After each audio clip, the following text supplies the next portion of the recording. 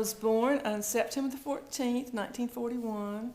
I was born at home in Anger, which is a small town in North Carolina. In December, after I was born in September, Pearl Harbor occurred. And most every man around town was being drafted into the Army. Daddy was a welder, so he got a job at the shipyards down in Wilmington, and that deferred his entrance into the Army for several years. So we moved to Wilmington, lived down there. Growing up, we always worked in tobacco. When I was 9 years old, I started working in tobacco, handing for about 50 cents a day. And then later when I got really good, I got 50 cents an hour.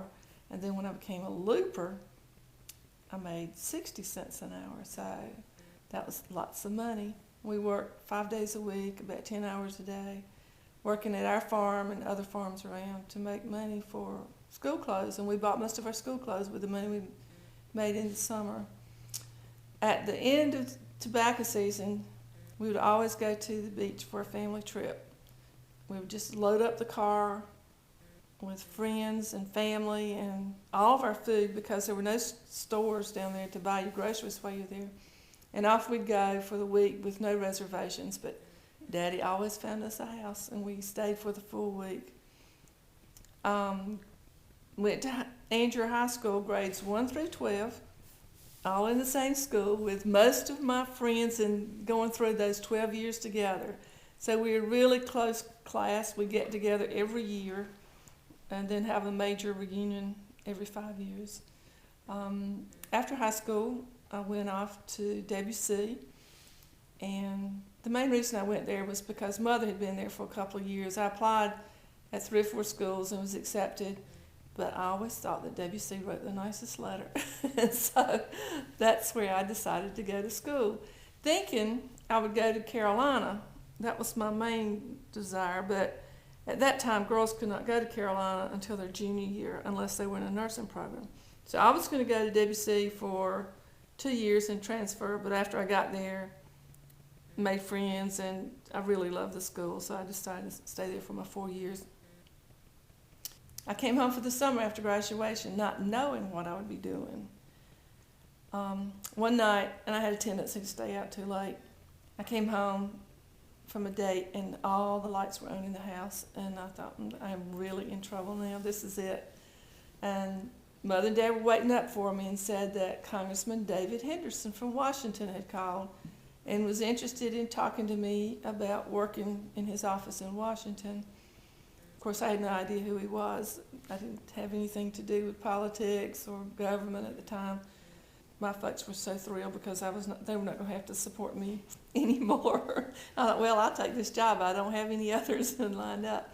And then when I got to Washington, I just loved it. It was so exciting, and just met wonderful people and just had so much fun. It was hard work. I got there in August of '63, and then November of '63, Kennedy was assassinated. I had had the good fortune of seeing him a couple of times before he went to Texas. So that was just such a major loss, and one of those days you just never forget. I'd worked there about 3 years, and my roommate and I decided we wanted to travel. We started planning our trip. We wanted to visit friends across the United States, and then we wanted to go to Hawaii, and then we wanted to go to Japan. So the more we planned, the more we realized we should just plan a round-the-world trip, which we did. We started saving our money. I took out some retirement money. Some people we had met through our work offered to help us get jobs in Europe, so off we went. One of the first things that happened to us was when we got to Japan. We were supposed to meet a friend of a friend at the airport, and he was not there. And we had his number, and of course we couldn't use the Japanese phones, didn't have any coins. And a nice little man came up and offered to call for us. When we got the international house where this guy we were supposed to meet was supposed to be staying, he was out on assignment with Time magazine, so they didn't know how to get up with him. And there we were with no reservations at any hotel. But the nice little man who had called for us said he was there to pick up friends who had not come in, so he would be glad to take us downtown and find us a hotel room. And we felt like we were bigger than he was, and so we didn't have any we weren't afraid to get in the car and ride with him. And off we went downtown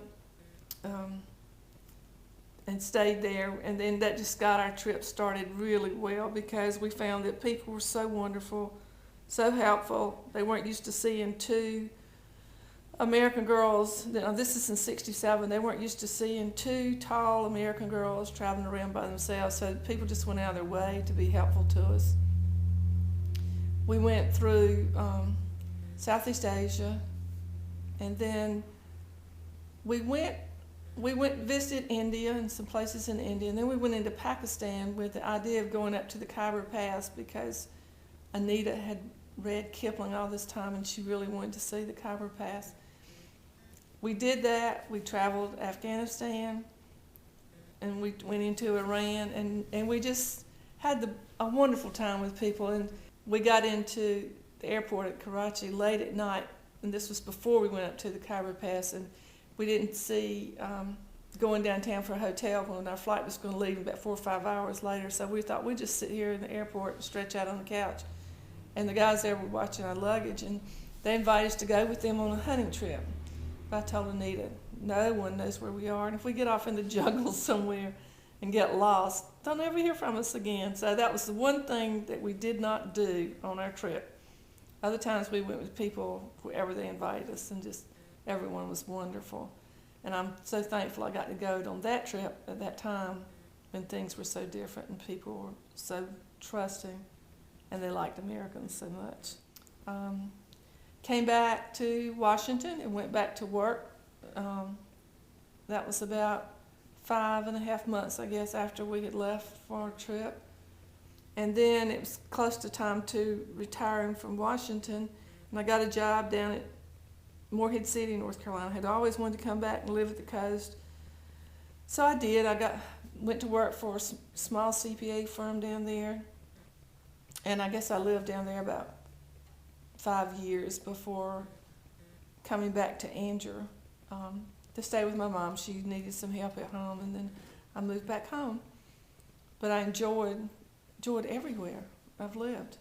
It's been nice being back home, being closer to family, because our family I feel like has always been really close.